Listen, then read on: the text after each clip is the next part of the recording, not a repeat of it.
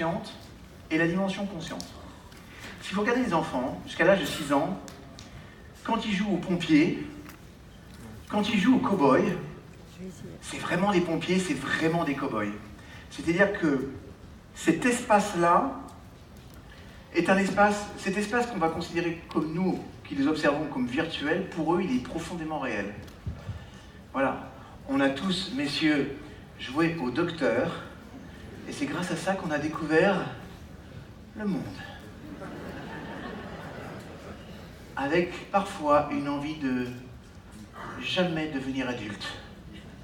Mais pourtant, cette scission qui s'est opérée a fait qu'à un moment donné, quand nous voulons quelque chose consciemment, il est possible que quelque part, ça ne coordonne pas avec la dimension inconsciente. D'un côté, je vais dire, je veux de l'argent, je veux être dans l'abondance. Et d'un autre côté, il y a un tas de pensées inconscientes qui vont dire, l'argent c'est sale, les gens riches sont des gens mauvais.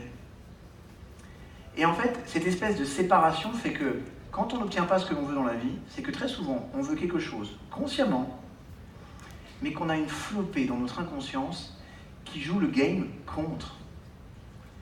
Et c'est pas qu'on ne veut pas en vrai, c'est pas qu'on n'en a pas envie, c'est pas qu'on ne le désire pas, c'est qu'à un moment donné, les choses sont comme ça. C'est comme ça que nous fonctionnons. Et aujourd'hui, en fait, le principe de base, ça va être de rétablir ça. S'il n'y a pas de son possible, ne vous excitez pas, je ferai sans. Ma voix suffira. Oh yeah. Mais vous devez comprendre une chose, c'est que si vous voulez vous réaliser dans votre business, dans votre vie de tous les jours, c'est qu'à un moment donné, il va falloir rétablir ce contact et ce lien. Vous le savez, je vous l'ai dit 10 millions de fois. Consciemment, la capacité de traitement de votre cerveau, c'est 2000 bits secondes. Inconsciemment, 400 milliards. Vous imaginez le delta de différence. C'est-à-dire que si je veux quelque chose, avec mes 2000 bits secondes, mais qu'avec 400 milliards, ou même avec 100 milliards, ça joue contre, je vais avoir un vrai problème. Et c'est la raison pour laquelle c'est important, quand on veut quelque chose, de rétablir ça. Il y a de ça maintenant 7 ans, le MIT, à travers les travaux d'un monsieur qui s'appelle Stuart Lichtman, avait commencé à engager des travaux sur la compréhension à travers quelque chose qu'ils avaient appelé la cybernétique appliquée. Oh, la cybernétique appliquée, c'est quoi? C'est un domaine, un environnement dans lequel, pour comprendre et faire évoluer nos machines, il a fallu qu'on entre dans la compréhension de qui nous sommes. Par exemple, si on observe comment envoyer une requête sur Tel Aviv, okay, il va y avoir un point de départ, un point d'arrivée et une adaptation permanente pour être sûr qu'on va toucher la cible. En clair, il faut savoir qu'une requête, comme l'avion que vous allez prendre pour venir ici, ou pour partir d'ici, et ben en fait, en moyenne, plus de 65% du temps, il n'est pas dans son axe. C'est-à-dire qu'il n'est jamais dans son axe, mais il ne fait que corriger. Mais il sait exactement d'où il part et d'où il doit arriver. Et l'observation de ce mécanisme-là, la modélisation de ce mécanisme-là, nous rappelle combien nous sommes pareils aussi. C'est-à-dire qu'en fait, on ne se rend pas compte, on croit que les machines sont à notre image, c'est vrai, mais on n'imagine pas à quel point le fait d'éduquer ces machines nous permet aussi de comprendre comment nous fonctionnons. Il y a à l'Université d'Israël une unité qui est la première unité sur les 12 dernières années à avoir créé ce qu'on appelle les bras bioniques. On a tous... Alors, ça vous parle, l'homme qui valait 3 milliards? Alors, ceux à qui ça parle, je vous aime. Les autres, je vous emmerde. Non, parce que ça veut dire que vous avez obligatoirement beaucoup moins de 40 ans. Et ça, déjà, ça m'énerve. Mais quand l'homme qui valait 3 milliards, c'était quelque chose d'extraordinaire, cet homme qui valait 3 milliards. Vous vous rappelez de l'homme qui valait 3 milliards? Ouais. C'était un astronaute qui a des grandes difficultés, il a un accident, et du coup, en fait, on va lui donner un bras bionique, des yeux bioniques, un sexe bionique. On ne pouvait pas tout donner, ça c'était que pour le marché américain. Et là maintenant, cette chose qui était comme un rêve, ce héros-là, il est existant. Et en fait, la cybernétique appliquée, elle a permis de comprendre comment tout fonctionnait. Par exemple, on sait que si demain je perds mon bras, je perds physiquement mon bras. Je ne perds pas neurologiquement mon bras. Neurologiquement parlant, les connexions neuronales de mon bras existent toujours. Et du coup, ce qui est intéressant, c'est que si on arrive à mettre une puce électronique dans la zone qui est liée à cette dimension du bras, et que par exemple, juste le fait d'imaginer, vous vous rappelez, je vous dis souvent, le cerveau ne fait pas la distinction entre une situation réelle et une situation inventée de toutes pièces. Quand je prends cette bouteille, il y a des zones juste ici, là, que je vais activer fortement. Parce que c'est lié à mon cortex moteur. Si je pose cette bouteille, et que j'imagine simplement que je prends cette bouteille, j'activerai exactement la même zone. Donc, ce faisant, merci. Ce faisant, voilà ce qui va se passer. On va mettre des micro-puces à l'intérieur de tout ça, et on va dire à la personne, tiens, imagine que ton bras se lève à 1%, 2%, 3%, 10%, 50%, 100%. Imagine qu'il va à droite, à gauche. Et en fait, on va même mettre, s'il a encore son bras gauche, un miroir pour que son cerveau voit le bras droit en retour. Et là, on va interpréter absolument toutes les données. Et le cerveau va envoyer des données spécifiques. Et c'est la raison pour laquelle aujourd'hui, les bras bioniques qu'ils ont construits arrivent à faire jusqu'à 3600 mouvements. Je ne sais pas si vous imaginez ce que c'est que 3600 mouvements. C'est-à-dire que des personnes qui ont perdu l'usage de leurs bras, de leurs membres, le retrouvent. Avec une particularité, c'est que c'était qu'une information descendante. Donc imaginez bien, je vous dis quoi? Imaginez que je veuille prendre cette bouteille. Quand je l'imagine, je prends la bouteille, j'active. Maintenant, je serre la bouteille. Qu'est-ce qui se passe? À ce moment-là, j'ai une information. Ok? J'ai là une information qui est liée au poids, à la densité, à la matière, à la dimension plastique, au fait que le système il est glissant ou pas glissant. Et cette information remonte, et du coup, je m'adapte. C'est pour ça que parfois on prend des objets, et puis hop, on va se rattraper. Parce que l'information que je pensais, tiens, je pensais que la bouteille était vide, elle est pleine, et hop, je me rattrape. Ça, c'est de l'information. Donc, le problème quand tu es bionique, c'est que ton information n'est que descendante. Ça, c'était avant. Sachez que depuis l'année dernière, ils ont réussi à reprendre des terminaisons nerveuses qu'ils ont reliées au mamelon. Parce que c'est une zone ultra sensible. Et en fait, aujourd'hui, ces mêmes personnes sont capables de prendre un objet dans les mains, d'avoir une contraction au niveau du mamelon, et en l'espace, écoutez-moi bien, regardez comme le cerveau est puissant, en l'espace de 3 heures, avec un tout petit peu d'exercice, ils sont capables de prendre des œufs, de faire la distinction, et de retrouver une mobilité presque parfaite. Donc sachez que votre cerveau, il est déjà parfait. Et sachez aussi que on ne fait pas la distinction entre une situation réelle et une situation inventée de toutes pièces. Cette information, vous voulez bien, on la met de côté, on la garde pour tout à l'heure, et vous comprendrez pourquoi je vais vous faire vivre ce que je vais vous faire vivre. En attendant, assurez-vous tous d'avoir un stylo et de quoi écrire. Si vous le pouvez, stylo, c'est mieux qu'un ordinateur. Pourquoi? Parce que vous n'activez pas les mêmes aires du cerveau quand vous écrivez à la main que vous écrivez avec un ordinateur. Autre chose, je vais vous faire vivre une expérience particulière, une expérience dans laquelle on va envisager que dans plusieurs jours, puis on va revenir jusqu'au moment présent, vous allez mourir. Oh, j'ai une bonne nouvelle pour vous, hein. Vous allez tous mourir. Pourquoi c'est une bonne nouvelle? Parce que tous les tests psychologiques montrent qu'une personne qui apprendrait qu'elle est éternelle, le fameux Saint Graal, une personne qui apprendrait qu'elle est éternelle deviendrait immédiatement dépressive. Ce qui nous fait exister, mes chouchous, c'est qu'on sait qu'il y a une fin à tout. Et parce qu'il y a une fin à tout, c'est ça qui va nous pousser à donner du sens à ce qu'on est, du sens à ce qu'on fait. Autre information, il vous est arrivé naturellement d'être la semaine juste avant des vacances importantes, et là vous allez vouloir faire ce qu'on appelle boucler. C'est-à-dire que tu veux tellement partir en vacances, l'esprit serein, que tu vas te découvrir une capacité productive incroyable, et du coup, en une semaine, tu vas achever ce que tu auras peut-être fait en 3. Alors, à la fin, tu diras « Ah, je mérite vraiment mes vacances, c'est vrai ». Mais en fait, vous savez quoi? En vrai, on a cette capacité de se mettre dans un état d'urgence. Et quand on est dans un état d'urgence, notre production, elle est efficace. Et en fait, ce qui fait que parfois on n'arrive pas à atteindre nos objectifs, c'est qu'on n'est pas suffisamment dans un état d'urgence.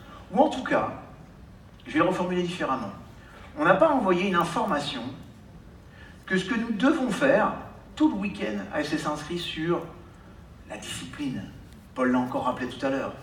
Tout le monde vous dit, vous pouvez réussir tous sans aucune exception, mais vous allez devoir poser des actions concrètes. Vous allez devoir vous discipliner. Paul vous rappelait même que là, dans la discipline, vous trouverez votre liberté, et pas l'inverse. Ok?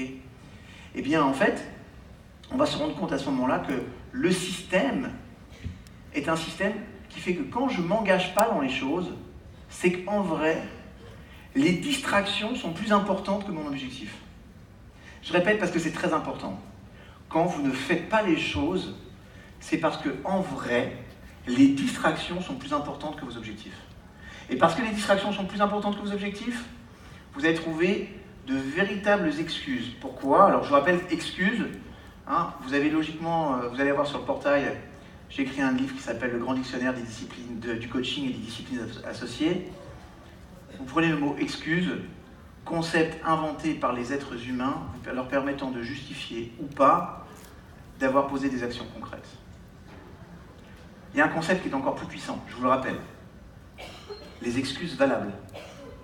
C'est-à-dire que les excuses, il y en a qui disent non, c'est pas assez. Il y en a qui viennent te voir et disent écoute-moi bien, j'ai pas pu assister à ton truc, j'avais une excuse valable. Oh, excuse-moi, tu n'aurais eu qu'une excuse. Je l'aurais mal pris, mais puisque tu as une excuse valable, ça veut dire qu'en fait, toutes tes excuses avant, elles étaient moisies. Mais tu as une excuse valable. Ces excuses, on va les développer qu'à partir du moment où vous êtes dans un système. Et, mes chouchous, vous avez remarqué combien le monde dans lequel on vit est un appel permanent à la distraction. Vous savez, une personne simplement qui va regarder son téléphone portable pendant qu'il est en train de regarder un film ou une série, on dit, vous savez, nous, les femmes, on est multitâches, les hommes sont monotâches. Non, les hommes sont des tâches, parfois, mais on est tous monotâches. Donc arrêtez avec ce mythe de « ouais, moi je peux faire des trucs super ». C'est juste qu'on ne met pas les priorités sur le même ordre. Par exemple, ta femme va te mettre la bannière à linge dans les escaliers qui montent au premier étage. Avec une idée, quand il va monter, il va la prendre. Ben non, parce que nous, c'est pas notre objectif. Donc on a une fonction focale dans le cerveau qui fait que quand on va arriver, on va l'enjamber. Et il y a ta femme qui te regarde comme ça, comme avec des yeux extraterrestres, qui fait « il est vraiment con celui-là ». C'est-à-dire que l'effort qu'il a fait pour l'éviter est moins puissant que s'il l'avait pris, s'il avait monté. Tu es quand même... il est exceptionnel celui-là. Alors après, elle dit aux autres femmes, elle dit « écoute, je crois que mon mari, il est con. » Ah non, il est beau, hein, il est beau, il est sympa, il est mignon, il m'a l'air sincère. Il est gentil. Mais il est con. Quand il y a une banette à linge, il l'enjambe.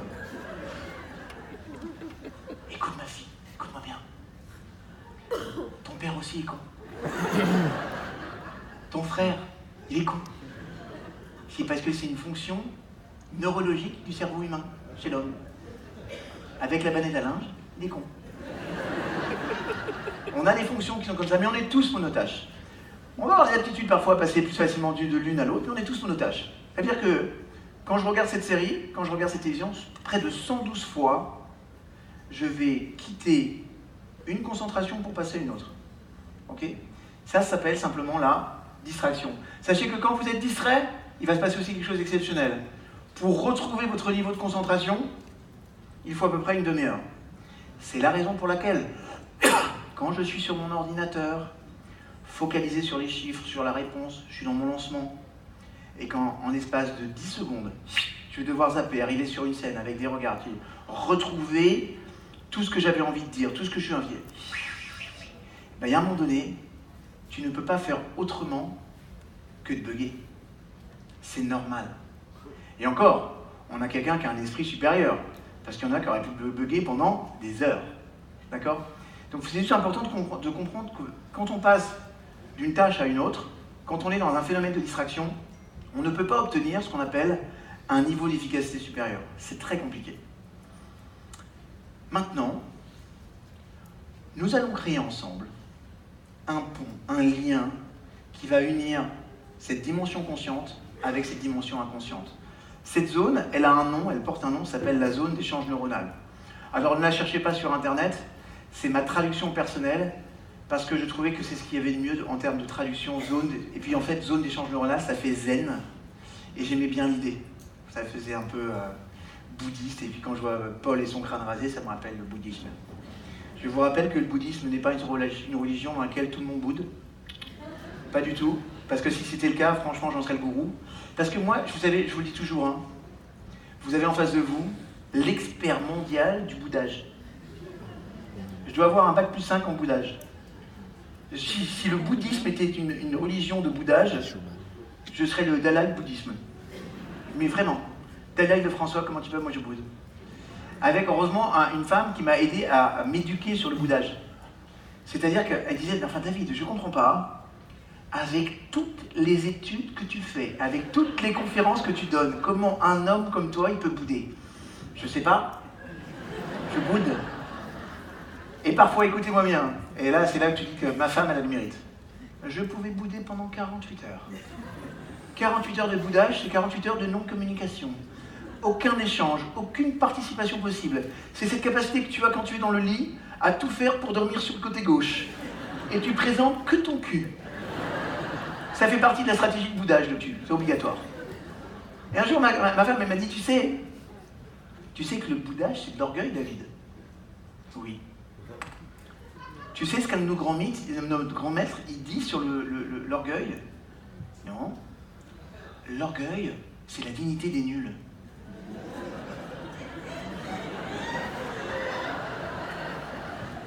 Ah ouais? Eh ben je boude.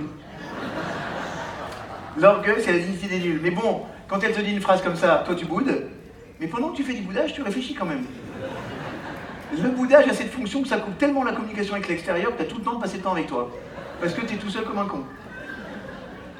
Et là, la dernière fois, il me disait, bon allez, tu boudes? Ah oui! Combien de temps? Et là, je lui dis, bon, si je fais 48 heures, c'est la dignité des nuls. Mais je peux quand même pas bouder parce que c'est quand même ma fonction naturelle. Alors je vais faire 2 heures. 2 heures de boudage. Ok, je vais faire des courses, on se revoit tout à l'heure dans 2 heures. Et vous savez quoi? Quand elle est partie, je boudais plus. Non, mais en fait, il faudrait que je vous dise, attention, 2 heures de boudage, mais en ta présence. Parce que si t'es pas là, ça sert à rien de bouder. Non, ça n'a aucun intérêt de bouder si la personne n'est pas là, c'est con. Donc, je suis en train de vous dire ça, je dis la prochaine fois que je serai... Combien de temps? Ça dépend, combien de temps tu vas rester. Moi, je veux 2 heures de vrai boudage. Pas des boudages de mytho où toi, pendant ce temps-là, tu t'éclates. Non, faut que tu subisses mon boudage. 2 heures de boudage. Maintenant, on va dire quelque chose qui est beaucoup moins drôle, le petit chouchou. C'est que vous devez savoir que ce qui va amener l'état d'urgence,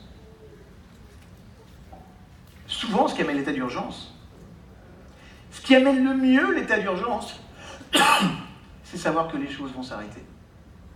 Vous savez, vous avez tous eu à un moment donné cet esprit de dire « Waouh, c'est le 3e jour, ça va bientôt s'arrêter ».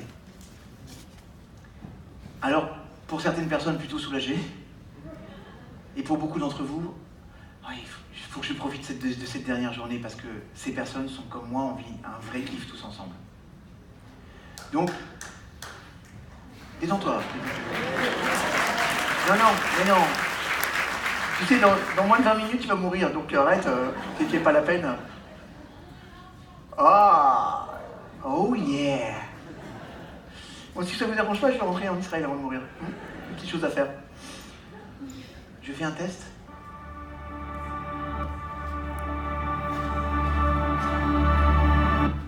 Dieu existe. Et les techniciens aussi, merci. Ça me rassure. Donc je vais vous demander d'envisager une chose. Je sais que ce que je vais vous demander est très difficile, mais tous dans cette salle, on a été confrontés à la mort. tous, ne serait-ce que parce qu'on a perdu des personnes qu'on aimait, directement ou indirectement. J'aimerais que vous pensiez à l'une de ces personnes maintenant. J'aimerais que vous pensiez à l'une de ces personnes qui vous a quitté et qui vous a transmis quelque chose, qui vous a donné quelque chose, pour qui le départ n'était pas un soulagement, mais un déchirement.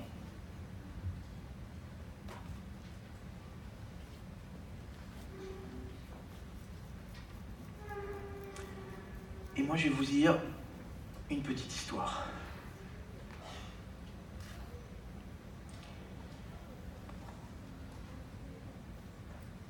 Un de mes amis les plus intimes est Jean. Jean qui devint vice-président d'une agence de pub pendant un long moment. Puis un jour, Jean il est revenu dans son village natal, pour vendre des silos aux fermiers. Vous savez, ces silos, ils étaient tellement étanches que presque aucune graine n'était perdue par la fermentation, la vermine ou la pourriture. J'aimais Jean profondément. Et j'aimais également l'épouse de Jean, Marie. Marie, je l'aimais autant que j'adorais Jean.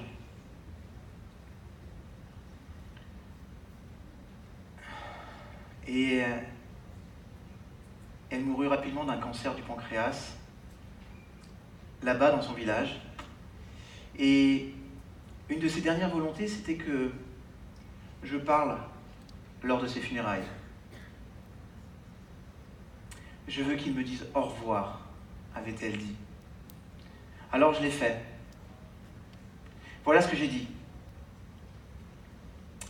Marie m'a demandé de venir vous parler, c'est la chose la plus difficile que Marie m'ait jamais demandé de faire. Mais il faut dire que Marie ne demandait jamais à personne de faire quoi que ce soit de difficile. Ses seules instructions furent que je lui dise au revoir comme un vieil ami parmi les vieux amis.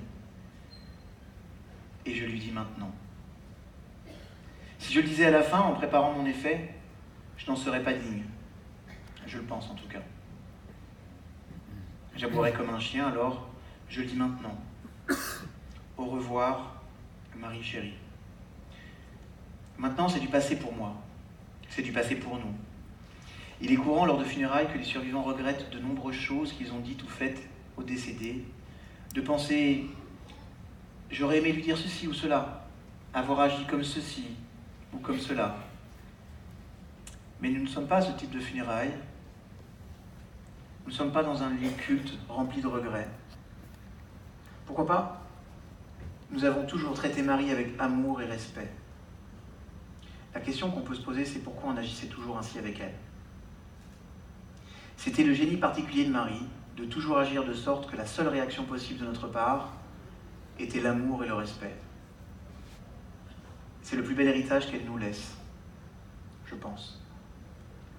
Ses leçons sur la manière de traiter les autres de sorte que leur seule réaction possible soit l'amour et le respect. Il y a au moins une personne ici qui n'a pas besoin d'apprendre ce que Marie savait. Il est l'égal spirituel de Marie, bien qu'il l'aimait tellement qu'il n'en a probablement jamais rien su. Cette personne, c'est Jean. Jean et Marie sont des gens de la campagne. Et ça m'a toujours touché. Je les ai vus réaliser succès et bonheur dans une horrible ville industrielle où je les ai rencontrés pour la première fois. Pensez-y. Quand ils vivaient en ville, ils s'amusaient autant que des enfants, pour leur plus grand bien. Mais ils étaient toujours un fermier et sa femme. Maintenant, la femme du fermier est morte. Je suis heureux qu'ils soient revenus ici avant qu'elle ne meure. La femme est morte la première, ça arrive souvent. Mais ça semble toujours être comme une transgression de l'ordre naturel quand la femme meurt la première. Y a-t-il quelqu'un ici, même un enfant, qui n'était pas certain que Marie nous survivrait à tous ? Elle était si saine, si compétente, si belle, si forte. C'est elle qui aurait dû assister à nos funérailles, et non l'inverse. Mais elle y assistera peut-être, quand même. Si quelqu'un peut contourner un peu les lois du ciel, c'est bien Marie. J'ai dit qu'elle était forte, tout le monde le sait, oui. Et en cette époque, nous pouvons dire qu'elle était comme ces pionnières légendaires dans toute leur force. Nous savons maintenant qu'elle ne faisait qu'essayer d'être forte, ce qui est le mieux que chacun de nous puisse faire. Bien sûr, si vous pouvez prétendre être fort durant toute votre vie, ce que Marie a fait, alors vous pouvez peut-être, et vous serez sûrement, d'un grand réconfort pour tous, et surtout pour les personnes qui vous entourent. Vous pouvez même leur permettre de se montrer infantiles de temps en temps.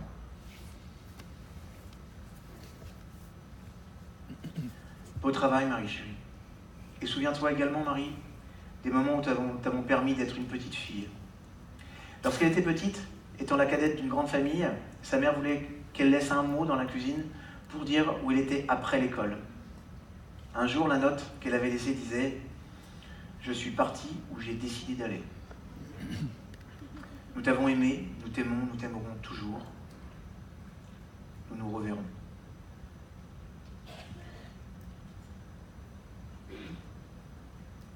Je vais vous demander maintenant de commencer d'imaginer comment serait pour vous s'il ne vous restait que 30 jours à vivre. Imaginez que seulement 30 jours, dans 30 jours, vous allez gentiment et facilement cesser d'exister sur cette planète. Vous ne serez plus parmi ceux que vous aimez. Ils continueront de vivre, mais vous ne serez plus là. Je vais vous demander à tous de prendre une grande inspiration et d'imaginer que dans seulement 30 jours, vous allez gentiment et facilement cesser d'exister. Vous ne serez plus parmi ceux que vous aimez. Ils continueront de vivre, mais vous ne serez plus là. Alors à quoi ça ressemble de n'avoir plus que 30 jours à vivre? Où êtes-vous? Qui et que voyez-vous autour de vous? Quels sons entendez-vous? Y a-t-il des voix? Le silence? Comment sentez-vous votre corps quand il ne vous reste que 30 jours à vivre? Sentez les rythmes de votre cœur. Sentez votre cœur, ce cœur qui ne sentira plus rien dans 30 jours. Bougez-vous ou êtes-vous immobile? Que faites-vous avec votre corps si vous faites quelque chose? Sentez-vous des odeurs? Des goûts? Lesquels? Et vous vient-il une envie de vous rapprocher de ce que vous êtes vraiment, votre vrai soi? Le soi qui est au-dessus de votre corps, de vos émotions, de votre esprit. Maintenant, avec seulement 30 jours, 720 heures à vivre, devenez conscient de 3 ou 5 choses les plus importantes à faire dans le temps qui vous reste et notez-les sur une feuille maintenant. Notez les 3 à 5 choses les plus importantes à faire dans le temps qui vous reste et notez-les sur une feuille. Intitulez cet espace 30 jours.